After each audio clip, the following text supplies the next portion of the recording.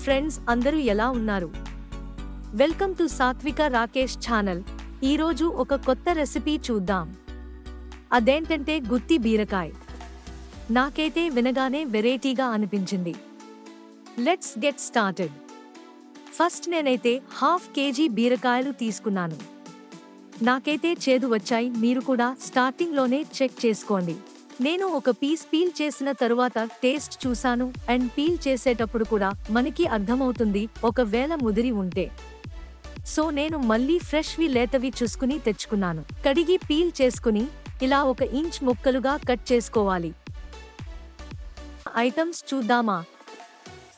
బీరకాయ, చెనక్కాయలు 1 small cup, వెల్లిపాయలు 6 or 7, నువ్వులు 1 టేబుల్ స్పూన్, ఎండు కొబ్బరి 1 స్మాల్ కప్, ధనియాలు 2 టేబుల్ స్పూన్స్, ఎండు మిరపకాయలు 4, సాల్ట్, పసుపు, ఇంకా ఆయిల్. ఇప్పుడు కుకింగ్ ప్రాసెస్ చూద్దాం. ఫస్ట్ స్టవ్ ఆన్ చేసి పాన్ పెట్టుకుని తరువాత చెనక్కాయలు ఫ్రై చేసుకోవాలి, లో ఫ్లేమ్ లో మాత్రమే.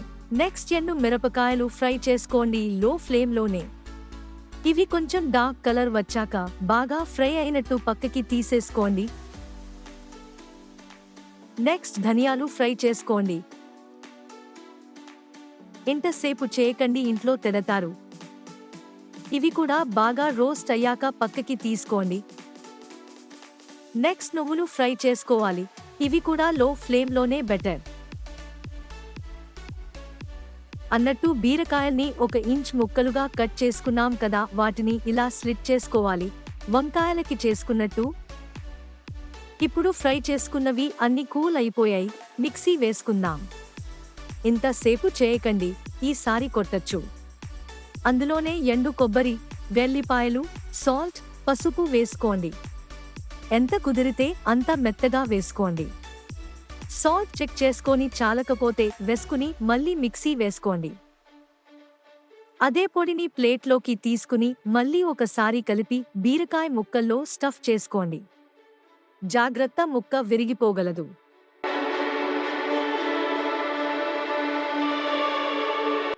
లాస్ట్కి మిగిలిన పొడిని అలా ఉంచేయండి ప్రస్తుతానికి.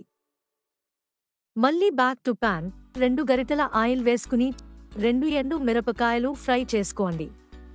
తరువాత 1 టేబుల్ స్పూన్ జీరా, ఇంకా 1 టేబుల్ స్పూన్ మినపప్పు వేసుకోండి.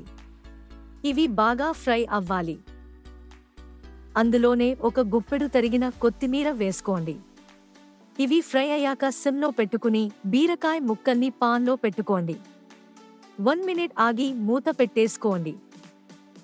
ఫస్ట్ టైం ఒక 4 మినిట్స్ ఆగి తీసి అన్ని ముక్కల్ని పొజిషన్ చేంజ్ చేసుకోండి. మీరు కంఫర్టబుల్ అయితే గరిటతోనే తిప్పేయచ్చు, కానీ జాగ్రత్తగా స్టఫ్ చేసిన పొడి బయటకి రాకుండా చూసుకోండి. లిడ్ కూడా పెట్టేసుకోండి.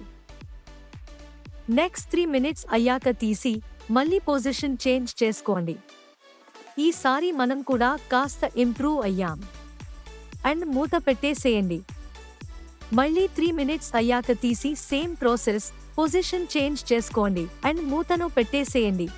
మళ్ళీ 3 మినిట్స్ అయ్యాక ఈసారి నాకు కొన్ని ముక్కలు బాగా మెత్తగా అయినట్టు అనిపిస్తే వాటిని సెపరేట్గా తీసేశాను. మిగిలిన వాటికి పొజిషన్లు, ప్లేస్లు మార్చి మూత పెట్టేసేయండి. మళ్ళీ 3 మినిట్స్ అయ్యాక తీసి ముక్కల్ని రివర్స్ చేసి మిగిలిన పొడిని ముక్కల మీద పోసేసి జాగ్రత్తగా కలుపుకోండి. ఇది టోటల్ 18 మినిట్స్ పడుతుంది. ముక్క కుక్ అవ్వాలి, పొడి మాడకూడదు కదా, అందుకని ఆ మాత్రం పడుతుంది.